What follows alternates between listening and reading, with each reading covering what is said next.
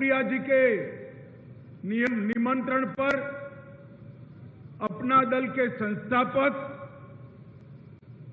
स्वर्गीय सोनेलाल जी की 74वीं जन्म जयंती पर आज जो संकल्प दिन आप लोगों ने रखा है उसमें आपके सामने आया हूं। सबसे पहले मैं मेरी ओर से और भारतीय जनता पार्टी के करोड़ों कार्यकर्ताओं की ओर से श्रीमान सोनेलाल जी को भावपूर्वक श्रद्धांजलि देकर स्मरण करना चाहता हूं।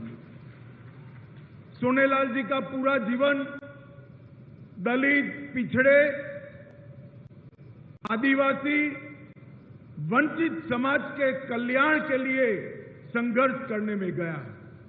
पूरा जीवन उन्होंने गरीब तबके के सभी समाजों को एकत्रित कर संघर्ष के रास्ते पर चलकर उनके जीवन में खुशियां भरने का प्रयास किया।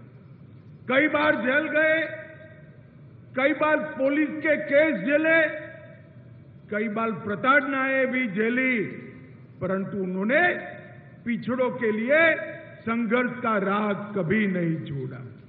आज हम सब के लिए आनंद का विषय है कि सोनेलाल जी के बताए हुए रास्ते पर बहन अनुप्रिया जी अपना दल को आगे ले जा रही है और पिछड़ा समाज के लिए उन्होंने संघर्ष का काम चालू रखा है। भाई और बहनों, अनुप्रिया जी और अपना दल मोदी जी के नेतृत्व में एनडीए के सदस्य हैं।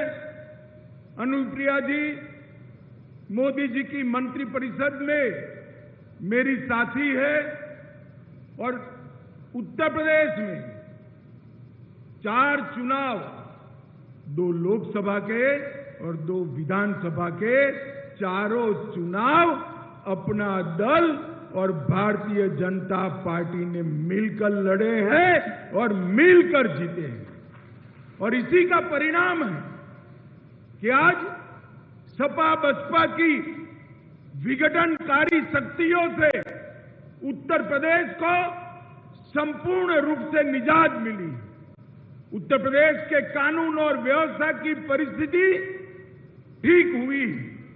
उत्तर प्रदेश के अंदर योगी जी के नेतृत्व में इंडस्ट्रियल इन्वेस्टमेंट आ रहा है और मोदी जी की भेजी हुई सभी गरीब कल्याण की योजनाओं को उत्तर प्रदेश शासन जमीन पर पहुंचा रहा है, गरीब व्यक्ति पर पहुंचा रहा है। आज अपना दल के इस महासम्मेलन में मैं अपना दल के सभी कार्यकर्ताओं को अपील करने आया हूं कि आने वाले चुनाव में भी 2024 में भी अपना दल, भारतीय जनता पार्टी और निषाद राज पार्टी तीनों मिलकर उत्तर प्रदेश की सभी सीटों पर कमल खिलाने का, कप्रकाबी खिलाने का और निषाद राज पार्टी को जिताने का काम करना है। भाइयों बहनों, ये 9 साल के अंदर मोदी जी ने 60 करोड़ से अधिक देश के गरीबों के जीवन के अंदर परिवर्तन लाने के लिए ढेर सारे काम किए हैं और विशेषकर पिछड़ा समाज के लिए भी मोदी जी ने ढेर सारे काम करने का काम किया है। आजादी के बाद भारतीय जनता पार्टी और एनडीए की ये पहली मंत्रिपरिषद है जिसमें 27 पिछड़ा समाज के मंत्री बनकर पिछड़ा समाज का कल्याण का काम कर रहे हैं।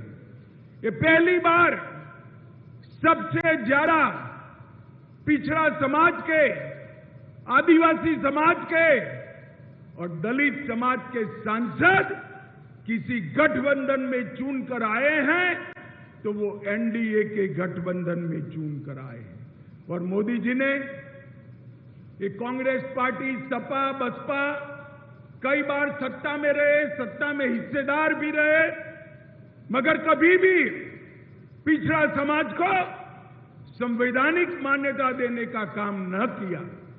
कभी भी दलित और आदिवासी भाइयों के आयोग की तरह पिछड़ा समाज का आयोग नहीं बनाया। मोदी जी ने, ये उत्तर प्रदेश की जनता ने दो बार प्रधानमंत्री बनाया।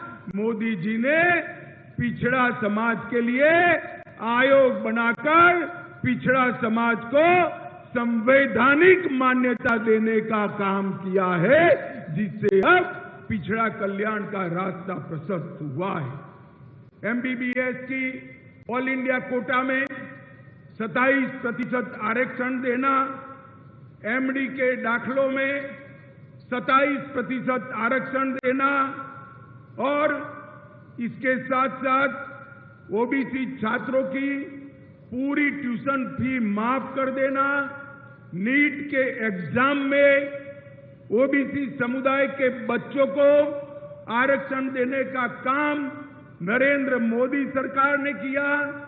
पेट्रोल और गैस की एजेंसियों में भी ओबीसी समाज को 27% रिजर्वेशन देने का काम देश के यशस्वी प्रधानमंत्री नरेंद्र मोदी जी ने किया है।